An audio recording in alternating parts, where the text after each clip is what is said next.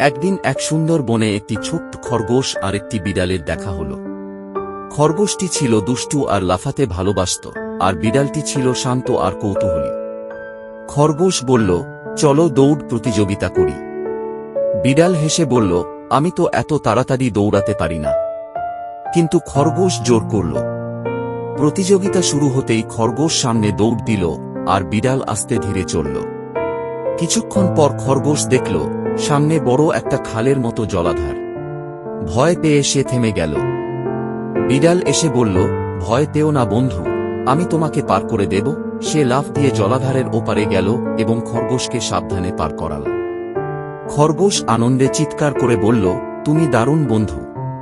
আমি তোমার ওপর দুষ্টুমি করেছিলাম, কিন্তু তুমি আমাকে সাহায্য করেছ। সেদিন থেকে খরগোশ আর বিড়াল ভালো বন্ধু হয়ে গেল।